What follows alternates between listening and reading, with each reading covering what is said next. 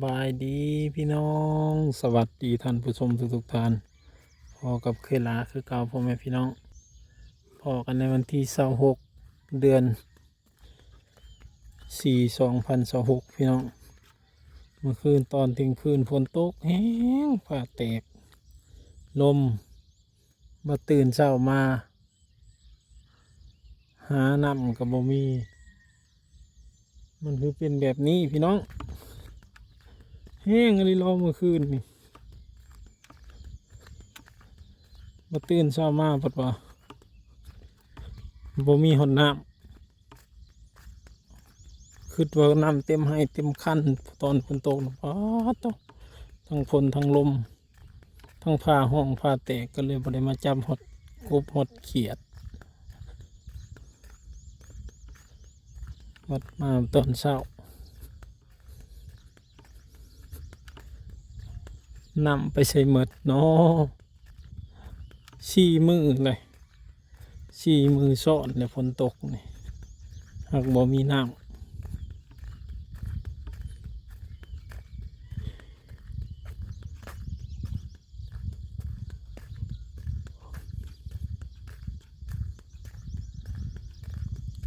มันสิตกอยู่จากมือเนาะจังสิมีน้ำอยู่จังสิมีน้ำทั้งเฮาโคตรอะไรได้ชี้มือเมื่อคืนนี่ก็แห้ง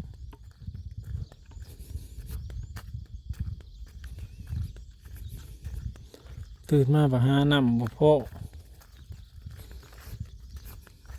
บรรยากาศยามเช้า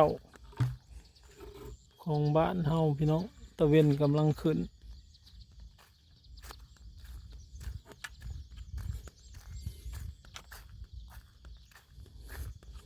เวลาว่าตอนเช้าสิลงมาหาเก็บหอย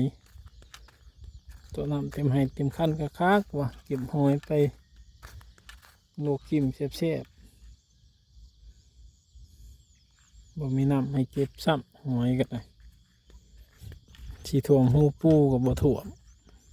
เก็บหอยเก็บปูก็ได้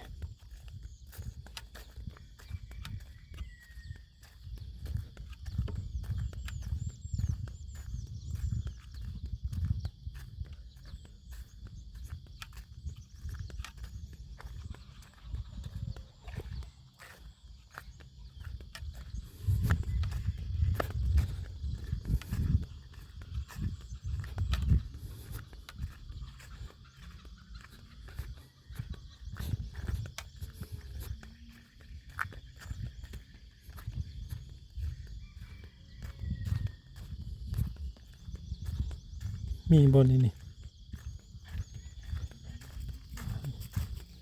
มีน้อยเดียว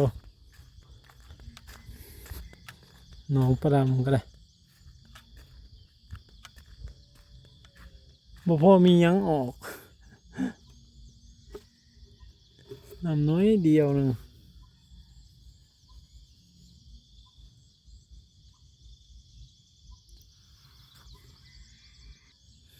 คอมเมนต์มาใต้กับบ่ส่งสิมียังเนาะน้ำบ่มีเลยแสดงว่าตกแห้งแต่บ่เฮิงตกกลางคืนเนาะตีหนึ่งเที่ยงคืนน่าสิแห้งอยู่แต่อาจสิลำละ10 นาที13 นาทีหรือยาจังบ่มีน้ำ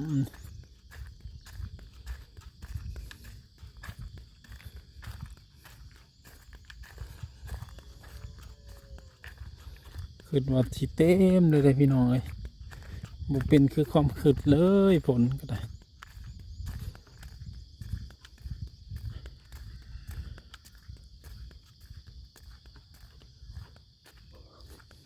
เบิ่งน้ำห้วยดูไหลเรื่องบ่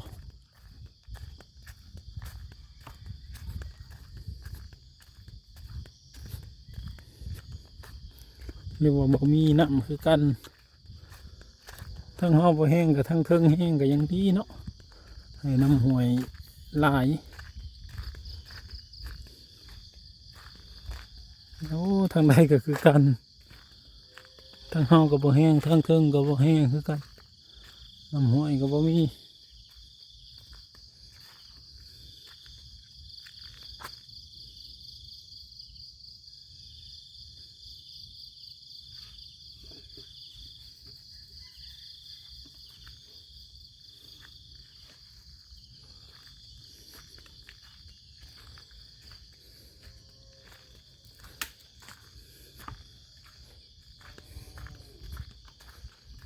ก็ยังดีที่ตกมาพอได้หดปลาให้มันมีชีวิตชีวากลับมา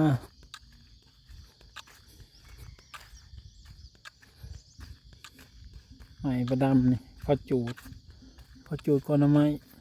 เขาจูดปลาเนี่ยมันมาลำใส่ก้อนไม้เราไม้มัด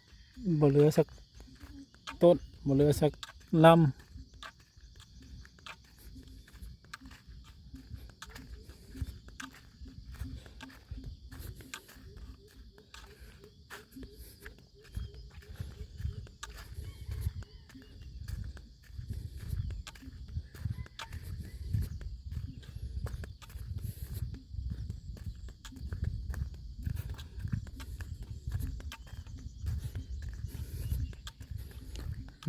ลบพี่น้องคิดว่าสิมีน้ำยังบ่มีเลยสี่มือซ้อนหากยังบ่มีน้ำในหน้าตกตั้งแต่วันที่23 24 25 26เมื่อคืนสี่มือซ้อนเลย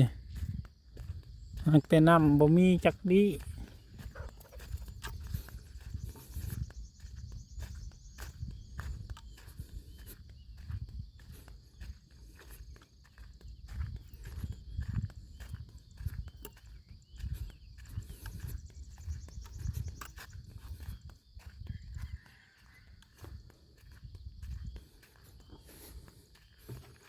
ดอกมะขามดก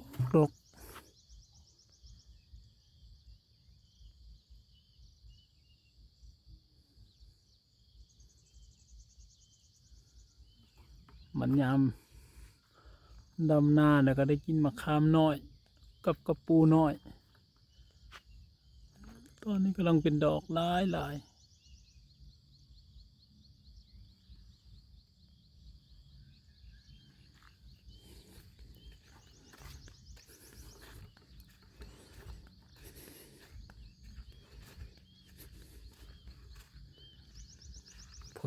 ฝนตกสี่มือติด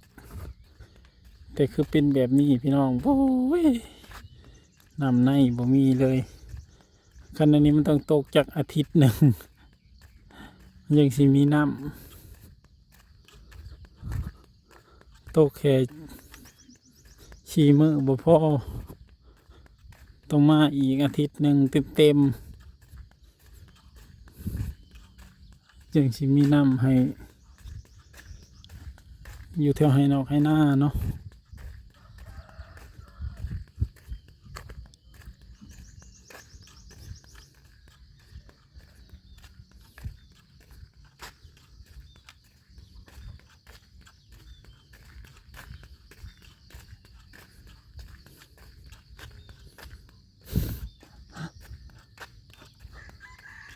ขึ้นแล้วกับ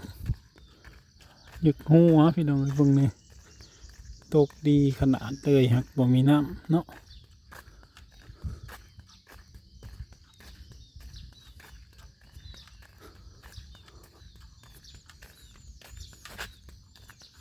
มันหวานให้เห็ดบดออกให้เห็ดขาวเห็ดคอนออกเนาะถ้ามันมีคอนนี่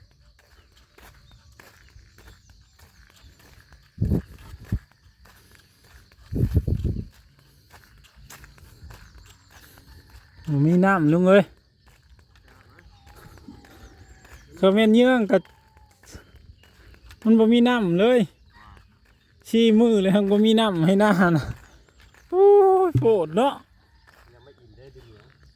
ดินมันแห้งโพดปะเมื่อนะข้ามันตกมาประมาณอาทิตย์หนึ่งพอแล้วมันยังจะมีน้ำอันนี้ชี้มือซ้อนเลยใบไม้ปงแล้วปงเริ่มปงแล้วมันเย็นแล้วเนาะมันโหดต้นไม้อากาศก็เย็นแน่ในห้วยก็บ่มีน้ำนึกว่าทั้งอื่นสิแห้งมากกับบ่มีกันแห้งอยู่แต่มันอาจสิบ่เฮิง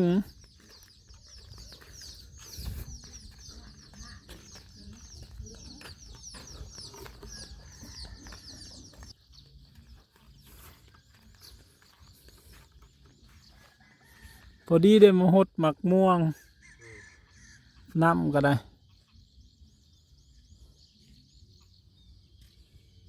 ขันอยากตกกล้ากับบ่ยากดอกเฮาพูนำน้องแต่ว่าโอ้บ่ยากก็ยากเลยน้ำมันแพงคลิปนี้ก็ลาก่อนเด้อพี่น้องเด้อขอบคุณทุกคนที่ติดตามรับชมพบกันใหม่คลิปหน้าสบายดี